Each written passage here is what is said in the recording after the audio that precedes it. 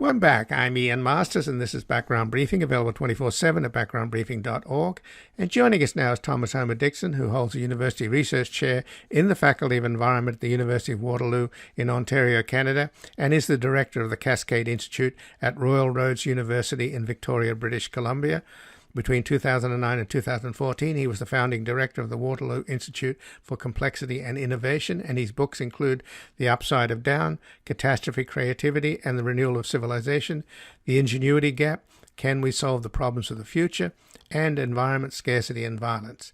His latest book is Commanding Hope, The Power We Have to Renew a World in Peril. Welcome to Background Briefing, Thomas Homer-Dixon. Very good to be with you, Ian. Well, thanks for joining us. And today at Windsor Castle in the UK, Canada's Prime Minister Trudeau visited the Queen, who has recently had COVID. They posed before a display of blue and yellow flowers, the colors of the Ukrainian flag. I understand that there's a substantial Ukrainian population in Canada. Is that true? That's right. I think it's the second or third largest in the world outside of Ukraine. So it's a deeply rooted and quite politically influential population in the country. And the former foreign minister, Chrystia Freeland, she's from Ukrainian parents, is she not? Yes. Well, she's has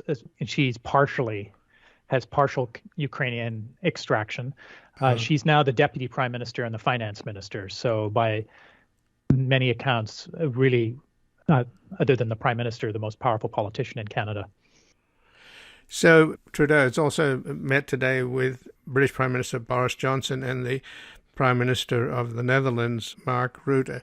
So, I mean, he's obviously working with Biden, but they're all working on, as far as I know, they're working on trying to find a kind of plan B here, because so far nobody's been able to stop Putin, and there is no possibility of a NATO no-fly zone over Ukraine, because that could lead to World War III and nuclear war.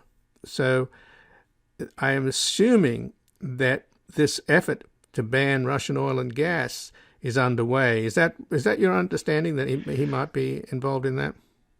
I wouldn't be surprised. I mean, in some ways that would benefit Canada, because we could at least partially step into the breach with our oil exports.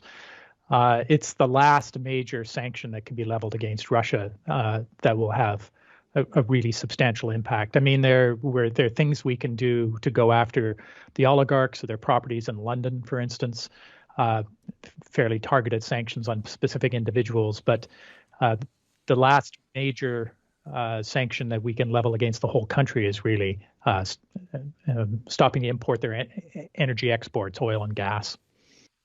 And that, of course, will have just huge impacts, especially on Europe, because of the dependency of Europe on Russian gas and Russian oil. So let's talk a little, if we can, about the impact of this war in Ukraine on the global food supply, because Ukraine is the world's greatest sort of black soil producer of grain, is it not? That's right. In fact, between Russia and Ukraine, about 29% of the world's wheat exports come from those two countries alone. And Russia's in the process of basically closing off the Black Sea ports, Ukraine's Black Sea ports, so it won't have any ability to export any wheat it does produce, any grains it produces. Although I expect that this spring, very few Ukrainian farmers will actually be planting. So this is going to have a huge impact. Also, Russian exports will probably be affected by financial sanctions. So we have a very substantial food supply problem in the world already. And if you look at the futures prices for wheat on the commodities markets, the wheat prices are soaring. They've just shot straight up just in the last few days. And some people are predicting that wheat prices might quadruple by the end of this year. But my understanding is that all agricultural products, just about all, will be affected, because fertilizer, which is particularly important, particularly in third world countries, yes. It's largely produced through potash, there's a lot of potash in Russia and also in Belarus that's sanctioned. Also, natural gas is needed to produce ammonia to make the ammonium nitrate for other fertilizers. So that seems to be where it's really going to impact the entire global food supply, not just with wheat. Yes, I think that's right. And so any restrictions on Russian natural gas exports will, of course, affect the fertilizer markets.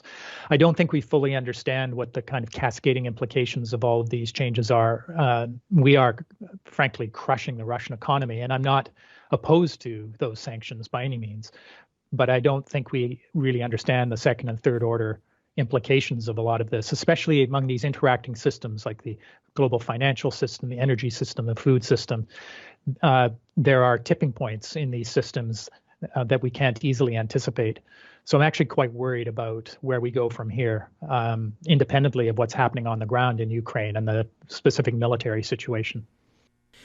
So you had earlier wrote an article that was in the Toronto Globe and Mail that got a lot of global attention on basically alerting Canada's national security community to the possibility of a Trump presidency in 2024, which would be catastrophic. Trump, of course, essentially promised that he would pull out of NATO in a second term. And an earlier guest on today's program made the case that indeed the invasion of Ukraine might have been a consequence of the fact that Putin was counting on Trump getting reelected. And since that didn't happen, the idea of having Trump able to neuter NATO from within, and it's worth pointing out that Trump, for the last 40 years, going back to 1987, when he took out a full-page ad in the Washington Post, the New York Times, and the Boston Globe, after having made his first trip to the Soviet Union, calling on the U.S. to get out of NATO at the time, which didn't make any sense. He has been essentially carrying the Russians and now Putin's water for 40 years. So do you see a connection there? Because it seems to me that, it's pretty obvious that we dodged a bullet in 2020, but we may not dodge a bullet in 2024, as you were warning in your piece. Yes, although I think that it's not clear that this particular military confrontation was stimulated by any particular possibility that Trump might be returning to power and neutering NATO. I mean, I think the specific catalyst for Putin was the moves by the Europeans and NATO and Ukraine in November to open up more vigorous dialogue on the issues of entering NATO, Ukraine entering NATO and the European Union. I think that was kind of a tipping point issue for Putin at that point. But he's had to use the old expression of being his bonnet about Ukraine for a long time. He wants to reestablish what experts like Fiona Hill have called the Russian Imperium, the old Russian Empire, to reclaim Russia's status as a superpower in the world, to reconfigure the European security architecture. So this was going to happen sooner or later. He has been preparing for this fight for a long time, training his forces in places like Syria. But I think he completely misunderstood the situation on the ground. I think one of the really extraordinary things, a positive spillover effect or tipping point that we largely didn't anticipate, is how this crisis has rallied democracies around the world, how it's pulled NATO together, the way they've moved so fast to get enormous quantities of arms to the Ukrainians. It's actually caused a kind of democratic rallying and a recognition, I think, for many people around the world of what we could lose if we let these authoritarian leaders outside of Russia, many of whom admire and have lauded Vladimir Putin, if we let them proceed down their pathways of taking our societies increasingly towards authoritarian governments. So it's been a lesson. It's, dictatorship leads to war, as we're seeing here, and I think it's woken a lot of people up to what's at stake if we continue down the kind of pathway we've been on in the last few years. Well, one of those authoritarian leaders is none other than the leader of the Republican Party here in the United States, Donald Trump. Yes. Now, Donald Trump is an arch isolationist. He would say, I don't want to get involved in any wars, but he's also very happy to let Putin expand his imperium and his reach, geopolitical reach in Europe and Asia. And a world with a lot of authoritarian regimes is going to be a much more violent place. And one of the most well-established social science laws within the broad field of international relations theory is that democracies tend not to go to war with each other. It's called democratic peace theory. And so the more democracies we have, the more peaceful the world is in general, and the more dictatorships we have, the more war there is and violence. Among other things, dictators tend to want to distract attention from internal problems by picking fights with external created or manufactured enemies. I think that's partly what's happening here with Vladimir Putin. His economy hasn't been growing very well. He has to try to reinforce his legitimacy at home, and starting a war with a manufactured enemy outside is a tried and true way of doing that kind of thing. So one of the things that I fear, Tad, is that as we watch helplessly as the Ukrainian people are slaughtered, and this will place pressure on our governments and other Western governments to do something. And as we mentioned earlier, there's a limit you can do because of the possibility of nuclear war, and Putin has already made threats in that regard. Do you think that's going to have a negative backlash? I mean, already the Republicans here in the United States are blaming it all on Biden's weakness, and a recent poll indicates that 62% of the American people think that if Donald Trump were president, the war in Ukraine wouldn't be happening. No, that's completely nonsense. I mean, it really is. If anything, Biden has shown remarkable strength and acumen here in rallying Europeans, especially in the lead up to this attack. The way that American intelligence was released to try to undercut the Russian rationale for the invasion, it was really masterful. And the very vigorous negotiations and conversations that happened between the United States and other NATO allies in the lead up meant that NATO was very well positioned as soon as the attack was launched to, for instance, move in enormous quantities of weapons into Ukraine to help them defend their country. But I should say, to go to the first part of your question, that I think the risk of nuclear war here is real. I am just, in fact, submitted another piece to the Globe and Mail where I outline my concerns. Putin may not be deterrable in the sense that in the old Cold War days, we relied upon what was called mutually assured destruction, or MAD. It was the doctrine that if one side attacked the other, then it could be assured of a massive retaliatory response that would incinerate the attacking country.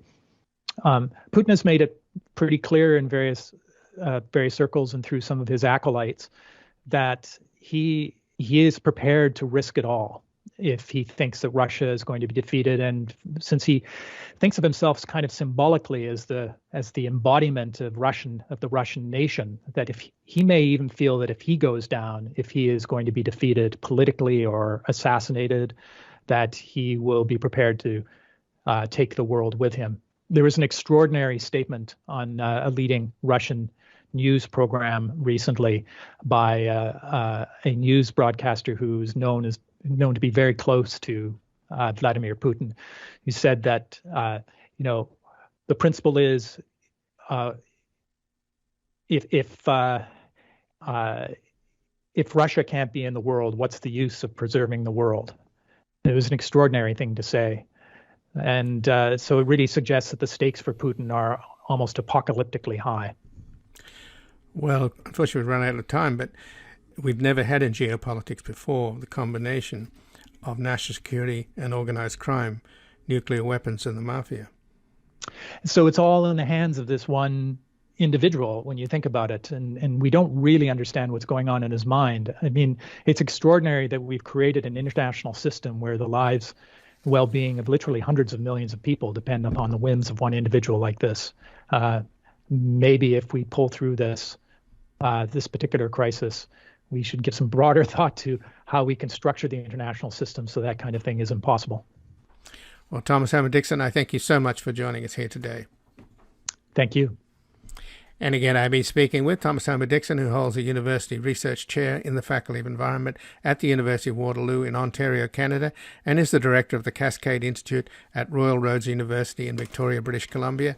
Between 2009 and 2014, he was founding director of the Waterloo Institute for Complexity and Innovation, and his books include The Upside of Down, Catastrophe, Creativity, and the Renewal of Civilization, The Ingenuity Gap, Can We Solve the Problems of the Future, and Environment, Scarcity, and Violence. And his latest book is Commanding Hope, The Power We Have to Renew a World in Peril. We're going to take a brief station break and back looking into the trip over the weekend by a top Biden national security team to Venezuela, hoping to replace Russian oil with Venezuelan oil as the U.S. and its allies put together a global ban on Russian oil and gas imports.